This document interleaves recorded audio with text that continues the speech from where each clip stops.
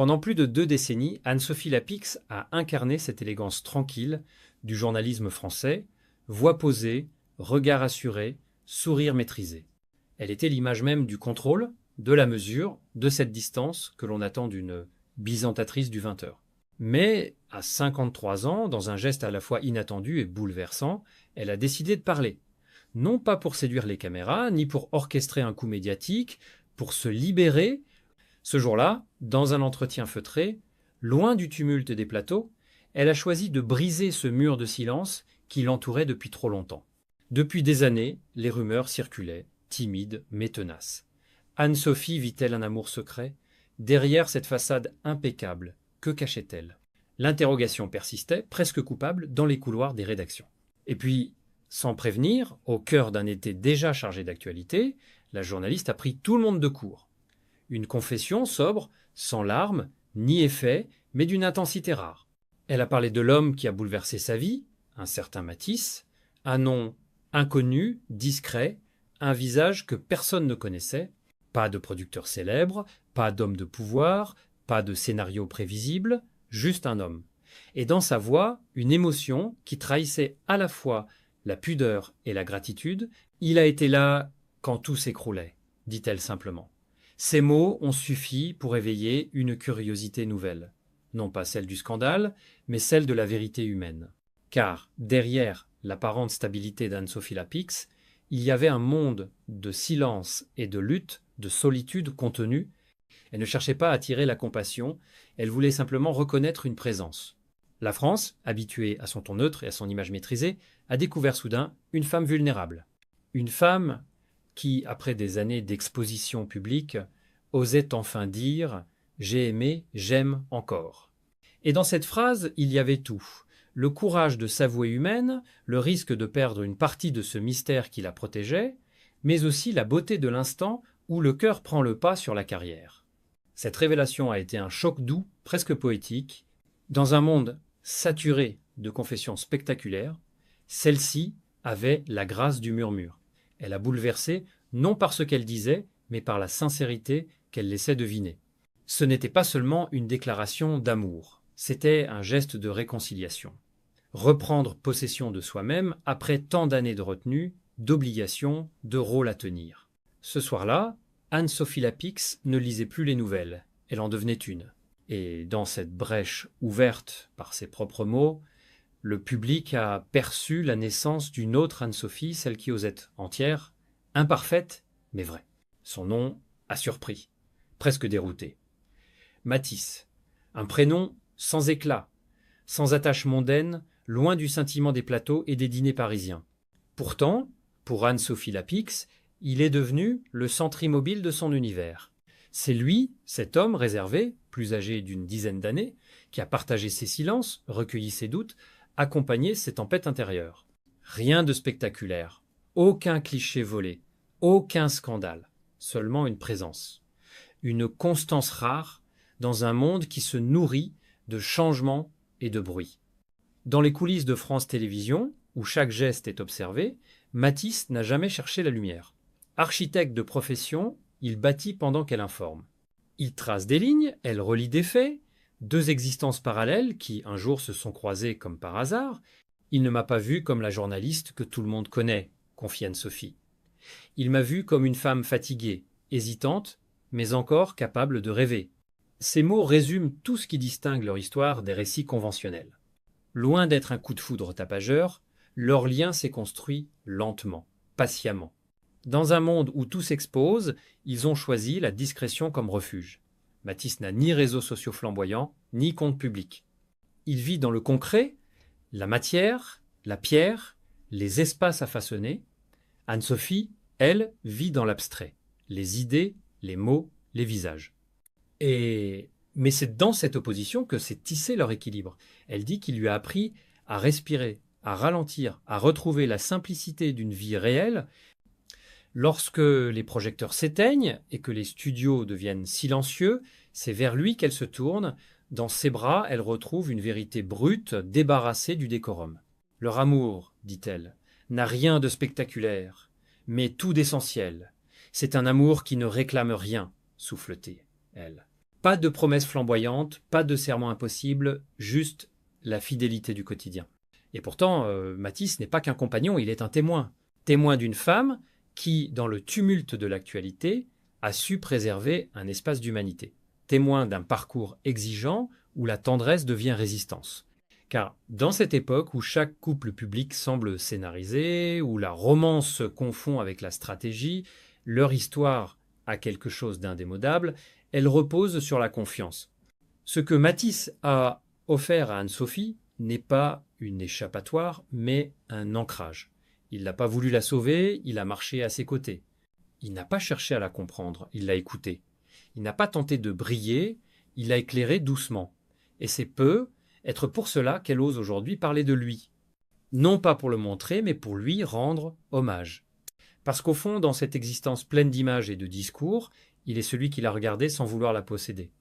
Il est celui qui a vu, derrière la présentatrice, la femme qui doutait encore d'avoir droit au bonheur. Anne-Sophie Lapix n'a jamais été de celle qui s'abandonne facilement. Derrière le sourire mesuré et la diction parfaite, il y a eu des années de solitude, de deuils intimes, de désillusions enfouies. Le public ne voyait que la rigueur, rarement la fragilité. Mais Matisse est entré dans sa vie au moment où tout semblait vaciller. C'était pas une romance de magazine, encore moins une échappée romantique. C'était une reconstruction lente, sincère, douloureuse parfois, mais profondément humaine. Elle raconte ses soirs de fatigue extrême, après les journaux télévisés, quand la tension redescend et que la chambre devient trop silencieuse. Les projecteurs s'éteignent, les couloirs se vidant, et il ne reste plus que le poids du vide. C'est là que Matisse est apparu, non pas comme un sauveur, mais comme un compagnon d'écoute. Il n'a jamais cherché à effacer mes failles, mais à marcher avec elles, confie-t-elle. Une phrase simple, mais d'une justesse désarmante. Car dans un monde où tout pousse à paraître fort, avouer sa fragilité devient un acte de courage. Cet amour n'a pas surgi pour combler un manque. Il a permis de redéfinir ce que signifie tenir debout. Anne-Sophie parle de lui comme d'un repère silencieux, d'un phare discret qui éclaire sans brûler. Ensemble, ils ont appris la patience, celle de reconstruire sur des bases solides, celle de pardonner les blessures du passé, celle de se choisir sans se perdre. Il ne s'agissait pas d'oublier, mais de se réinventer. Dans une société qui glorifie la vitesse, leur relation est un contretemps. Une lenteur assumée, presque archaïque, où chaque geste compte, où le regard suffit. Elle dit qu'avec lui, elle a compris qu'aimer n'est pas se fondre, mais s'élargir. Qu'un amour vrai ne demande pas la fusion, mais le respect. Ce n'est pas une histoire écrite pour plaire, c'est une histoire vécue pour durer. Il y a dans leur lien quelque chose de réparateur. Une tendresse née de la lucidité, une passion tranquille, qui s'impose sans effort. Matisse lui a appris à désarmer, à ne plus se défendre sans cesse. Il m'a aidé à comprendre que je n'avais pas à être parfaite pour mériter d'être aimée. Ces mots, glissés presque timidement, résument la portée intime de cette relation. Elle n'est pas un ornement, mais une renaissance. Peu le savent, mais Anne-Sophie Lapix a traversé des épreuves qui l'ont marquée plus que les années d'antenne. Des pertes familiales, des ruptures invisibles, des nuits où l'on ne sait plus si l'on parle ou si l'on se tait pour ne pas pleurer. Dans ces moments-là, Matisse n'a pas rempli le silence, il l'a habité. Et c'est sans doute là que s'est forgé le cœur de leur amour, dans le partage d'un silence qui répare. Aujourd'hui, lorsqu'elle parle de lui, sa voix ne tremble plus. Elle n'a pas besoin de grandiloquence. Son regard suffit à dire que ce lien a refait d'elle une femme debout. Quand Anne-Sophie Lapix a décidé de parler, ce n'était pas un calcul médiatique. Ce fut une décision intime, mûrie, presque philosophique. À 53 ans, elle a ressenti la nécessité de reprendre la main sur son propre récit. Trop longtemps, d'autres avaient parlé pour elle, supposé, commenté, deviné. Elle voulait pour une fois dire les choses selon son propre tempo. Et ce qu'elle a offert au public n'était pas une confession, mais un acte de liberté. J'ai choisi le silence pendant des années, mais le silence finit toujours par peser, dit-elle calmement. Dans sa voix, il n'y a ni plainte, ni revanche. Simplement, la lucidité de quelqu'un qui sait que la discrétion, quand elle devient absolue, peut se transformer en prison. Elle n'a pas voulu ouvrir grand la porte de son intimité, seulement entr'ouvrir la fenêtre, et cette nuance change tout. Car Anne-Sophie n'est pas dupe des mécanismes médiatiques. Elle sait combien la frontière entre authenticité et voyeurisme est mince. En prenant la parole elle-même, elle anticipe les rumeurs, déjoue les caricatures. Ce n'est plus une journaliste analysée, c'est une femme qui choisit ses mots, son ton, son moment. C'est une stratégie douce, mais déterminée. Et, au fond, c'est peut être la plus belle forme de courage, parler sans se trahir. Sa confession résonne comme une déclaration d'indépendance, non pas contre les médias, mais contre l'image d'elle qu'ils ont figée. Pendant trop longtemps, elle a été l'archétype de la journaliste parfaite, rigoureuse, élégante, sans faille. Or, la perfection n'est pas humaine, elle est fatigante. En révélant l'existence de Matisse, elle ne cherche pas à scandaliser, mais à respirer. À dire que l'amour n'est pas une faiblesse, même quand on est une femme de pouvoir. Je n'ai rien à prouver. J'aime, c'est tout, confie-t-elle, avec cette simplicité rare qui désarme plus qu'un long discours. Elle ne s'excuse pas, ne justifie rien, elle affirme. Et cette affirmation, dans le contexte médiatique actuel, est un acte presque politique, car les femmes publiques sont encore souvent sommées de choisir, réussir ou aimer, être forte ou tendre. Anne-Sophie, elle, refuse l'alternative. Elle veut être tout à la fois, et c'est bien cela, la liberté.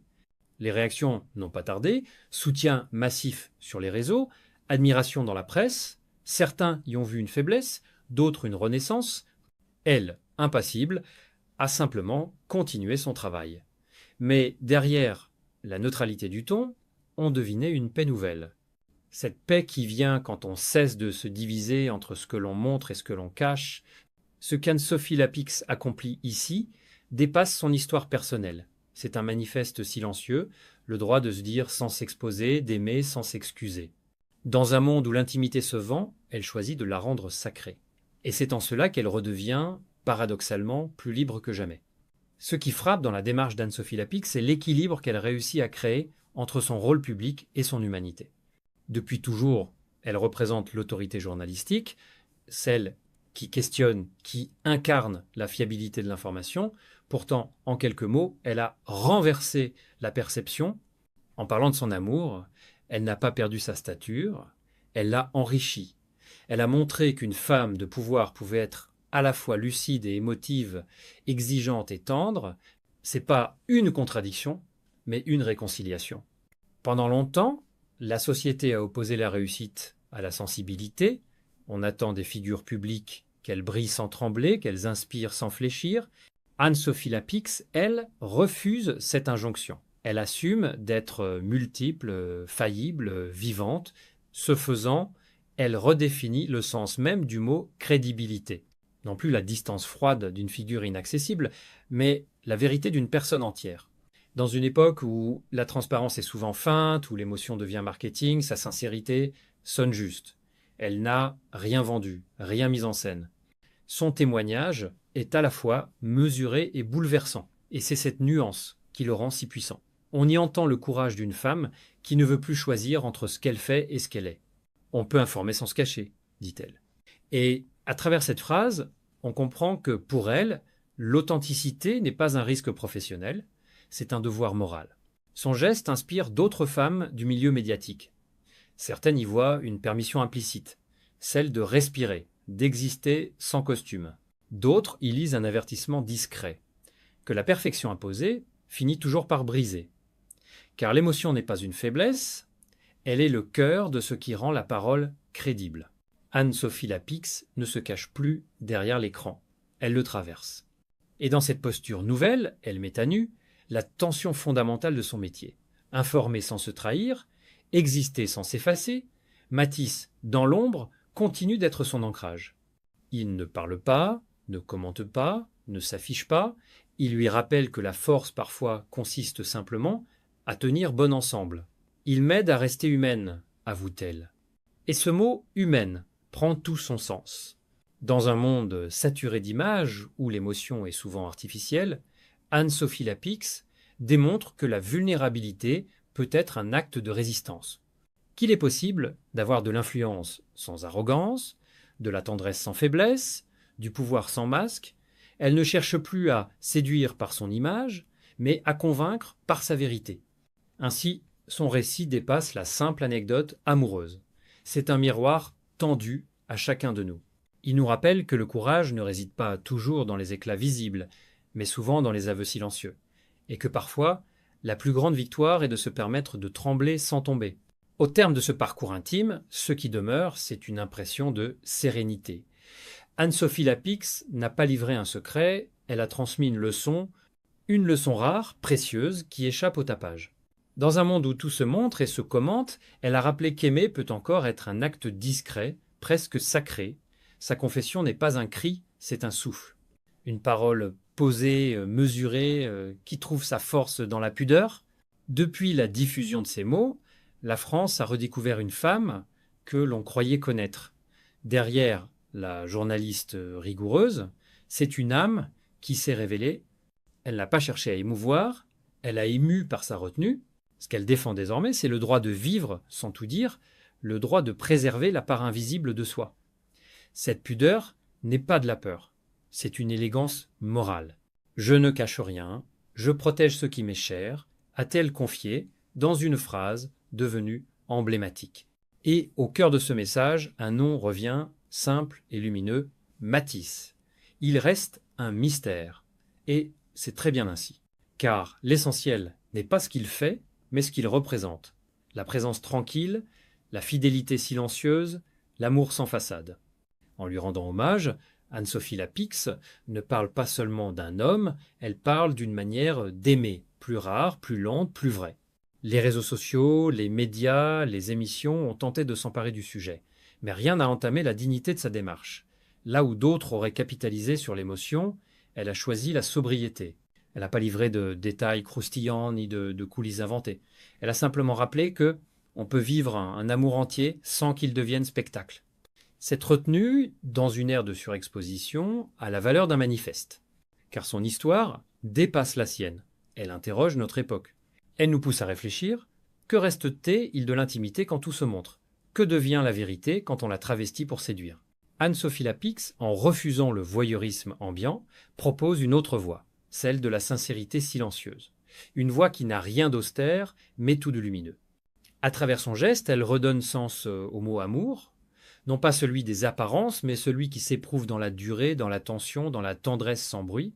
Elle rappelle que l'amour véritable n'a pas besoin de justification, qu'il existe pour lui-même, comme une force tranquille, qui soutient, qui élève, qui répare. Ainsi, son témoignage devient un miroir pour chacun. Il nous apprend que la pudeur n'est pas un effacement, mais une forme supérieure de vérité.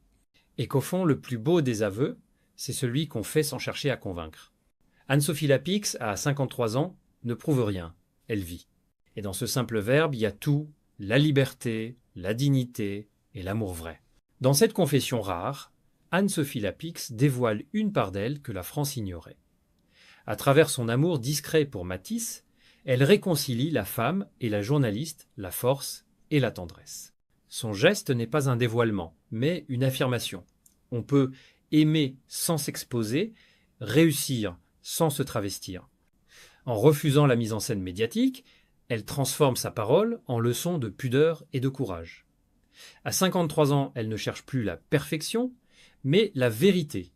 Et cette vérité, dite simplement, devient son plus grand acte de liberté.